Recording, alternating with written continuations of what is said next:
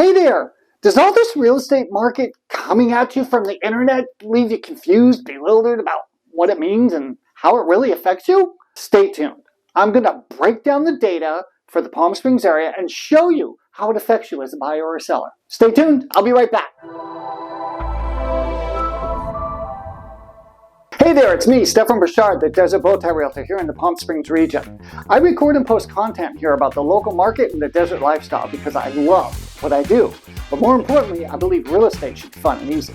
So you're back. You're here for the market update, but you're not quite sure how this data affects you. That's awesome! You gotta know what you don't know before you can learn, right? I'm gonna break it all down for you. So let's get to it. Median prices for the Coachella Valley. Homes closed at $650,000 last month, which is 5.7% above last year, but 8.5% below the peak of $710,000. Attached homes are at $440,000, which is unchanged from last year, but it's down 10.4% from its peak. Condos, or the attached market, have returned to their long-term growth rate of 4.5%, which is healthy and sustainable. Now, those numbers are valley-wide. You can find them on the chart I send out every month where there are breakdowns for each of the cities. This detailed information is important because it gives you an idea where the prices are and which direction prices are going in any particular city.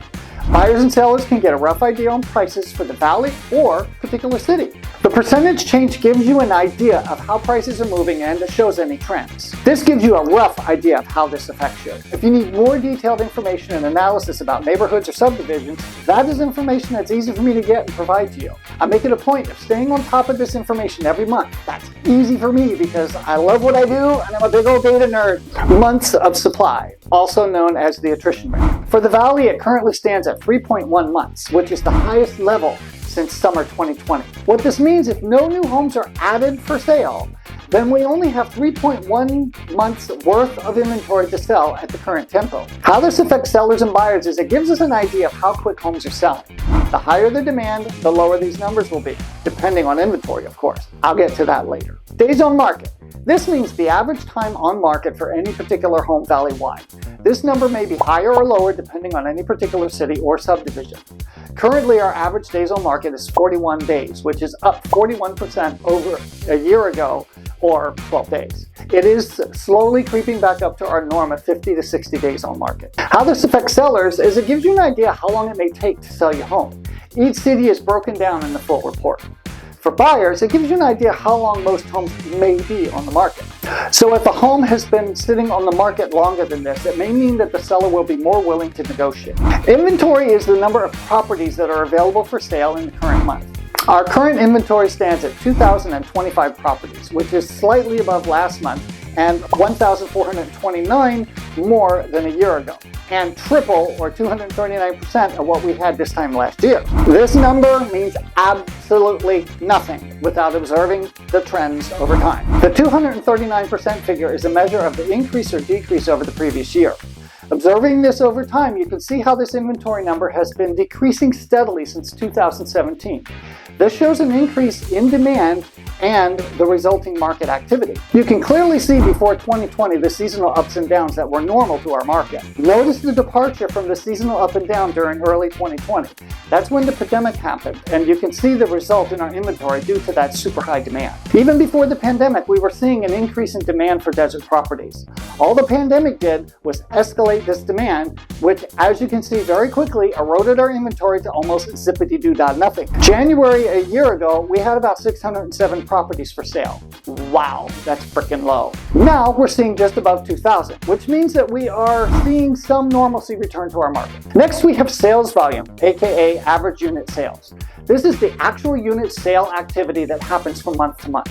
For the greater Palm Springs region, this is broken down into two graphs, a 3-month average and a 12-month average. Why do we do this?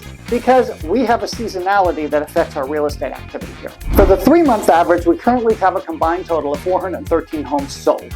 That's 41% below our pre-pandemic average. We are at 52% less activity than last year. Notice how the graph jumps up and down as it follows our seasonal pattern. Before COVID, you can see how it was pretty regular as far as the seasonal pattern. Before COVID, our 3-month average was usually in the 700 range. During the COVID rush, it shot up to over 1,000 units per month and got as high as 1,300 units. Now we are at 413 units, which is well below our pre-pandemic sale numbers. The main reason this is down is slower demand due to inflation and interest rates. There is a little bit of seasonality factored in there as well. The 12-month moving average removes any seasonality and gives you an idea how the homes are selling from year to year. You will notice that also in this graph there are no seasonal ups and downs. But notice how it did shoot up over COVID and now is slowly getting back down to what we would consider a normal activity. You can see the relative stability in the 3 years prior to COVID in this graph and how it's slowly returning to what it was previously.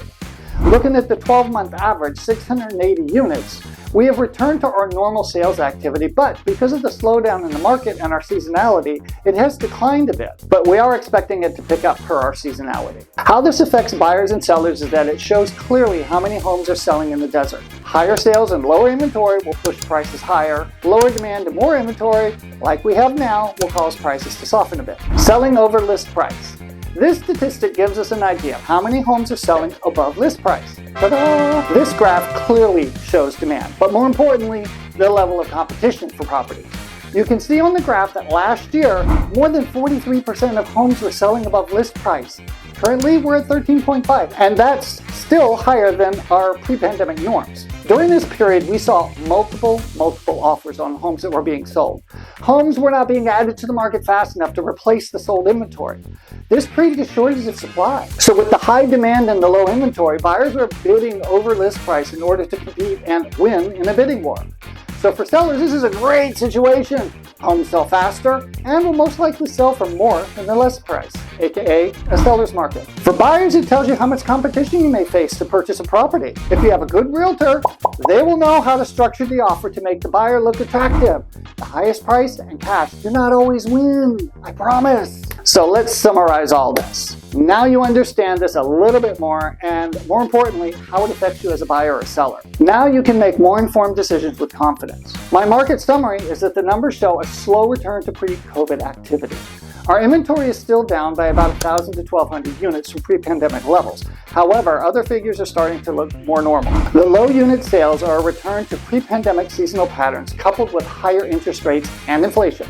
The repercussions of the higher interest rates is that it has slowed down our market activity significantly. And we're still not forecasting a crash or major correction to prices in the desert.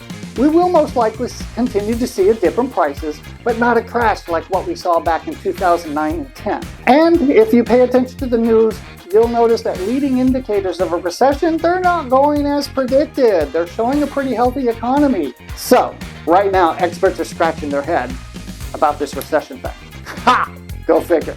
I'd love to speak to you one-on-one if you have any questions. Just click the contact link in the description and I promise there's no cost or obligation. Now, check out this cool vid about the birth of the Bowtie Realtor. Bye! If you need more details... and our real estate active.